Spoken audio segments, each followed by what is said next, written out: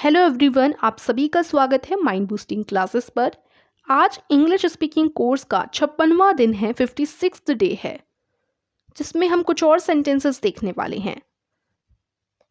56th day, सबसे पहले हम डीलिंग्स, लेन देन के कुछ वाक्य देखते हैं।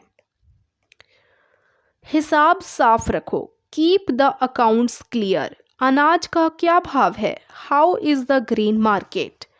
पैसे गिन लीजिए, प्लीज काउंट द मनी। मैं उसके धोखे में आ गया। I got duped by him. यह खोटा सिक्का है। This is a base coin. उसने अपना धन व्यापार में लगा दिया। He invested all the money in trade या फिर इन बिजनेस। मजदूरी ठीक कर लो। Settle the wages. आपका बिजनेस कैसा चल रहा है? How is your business going? इन लड़कों के 2-2 रुपये दीजिए। Give the boys 2 rupees each. इन लड़कों को 2-2 रुपये दीजिए। ये सेंटेंस था, इसको हमने इंग्लिश में बनाया, give the boys 2 rupees each. तुम्हारी मजदूरी मिल गई। Did you get your wages?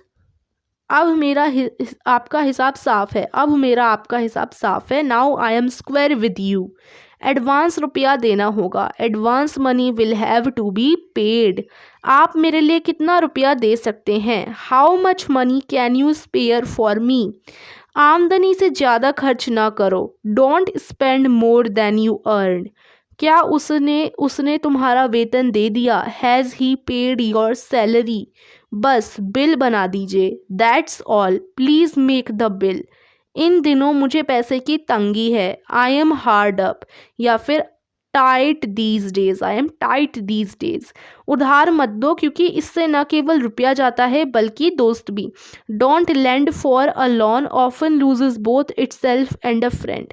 मेरे पास नकद रुपया नहीं है। I don't have any cash. हम अपना सारा रुपया बैंक में जमा करा देंगे। We'll deposit all our money in the bank. रुपये की कमी है। There is a shortage of funds या shortage of cash.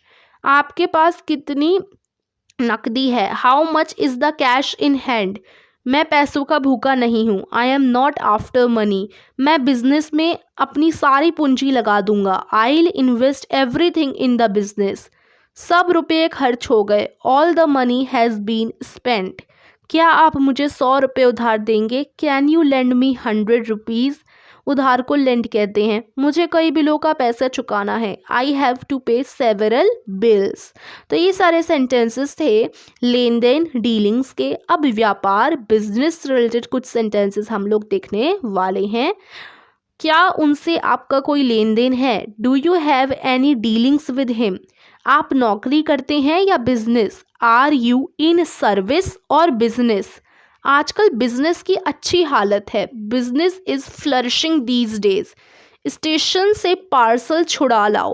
Gate the parcel delivered from the station. आओ हम सौदा करें। Let's have a deal. मेरा पेमेंट दिलवाइए। Please arrange for the payment of my wages. पैसों से पैसा कमाया जाता है। Money begets money. ज़रा 100 रुपये एडवांस दीजिए। Kindly give me 100 rupees in advance. क्या तुम कोई बिजनेस करते हो? Are you in business? मेरे ऊपर कर्ज है। I am under debt. कितने पैसे हुए? How much is the bill? इस चीज़ का दाम क्या है? How much does it cost? यह चेक कैश कराना है। This cheque is to be in cached.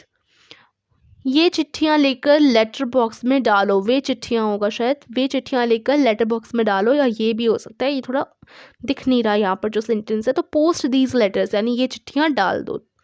आजकल बिजनेस को बहुत कठिनाई का सामना करना पड़ रहा है। Business is bad these days. आपका काम क्या है? What is your profession? इस कंपनी में कितने हिस्सेदार हैं? How many shareholders are there in this company? हिस्सेदार जो कंपनी के होते हैं वो शेयर होल्डर्स कहलाते हैं। यह इम्पोर्ट एक्सपोर्ट का बिजनेस करता है। He is in import export trade, business trade, ठीक है, व्यापार को ट्रेड बोलते हैं। हम ब्रोकर हैं, वी आर ब्रोकर्स। क्या आपने माल का इन्वॉइस भेज दिया? Have you sent an invoice for the goods? माल जो है, जितने भी सामान होते हैं उनको गुड्स कहा जाता है। उसका काम कैसा चल रहा है? How is he doing? आप कुछ याद रखने वाली बातें हैं। Lectureship is a respectable profession, यानी लेक्चरशिप सम्मानजनक पेशा है। यहाँ लेक्चरर, ठीक है, जातिवाचक संज्ञा, शिप प्रत्यय लगाने से नई संज्ञा लेक्चरशिप बन गई है। ठीक है, शिप प्रत्यय यानी सफिक्स में समापने वाले शब्द बहुधा भाववाचक संज्ञा होते हैं, जैसे scholarship, membership, kinship, hardship, friendship.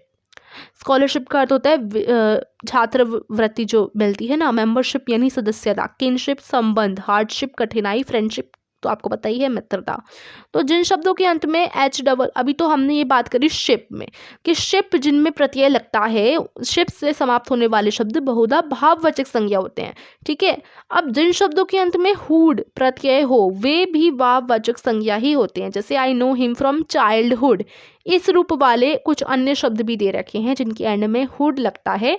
Father से आपका फादरहुड बना, मदर से मदरहुड, मैनहुड, मैन से बना, बॉय से बॉयहुड, गर्ल से गर्लहुड, पेरेंट से पेरेंटहुड। ठीक है, तो इनका मतलब क्या होता है? देखो, फादरहुड का मतलब पितृत्व, मदरहुड मातृत्व, पुरुष मतलब मैन से मैनहुड पुरुषत्व, बॉय से बॉयहुड लड़कपन, गर्ल से गर्लहुड बालापन, पेरेंट से पेरेंटहुड मातृत्व पितृत्व, दोनों के लिए यहाँ पर आते हैं क्योंकि पेरेंट्स तो माता पिता दोनों को ही इंक्लूड करके जो पेरेंट्स कहलाते हैं, है ना। तो ये आज का हमारा जो 56th डे था वो कंप्लीट हो जाता है। एंड आई होप आपको ये वीडियो पसंद आई हो, तो वीडियो को लाइक और चैनल को सब्सक्राइब कीजिए, प्रैक्टिस करते रहिए। Thank you so much for watching.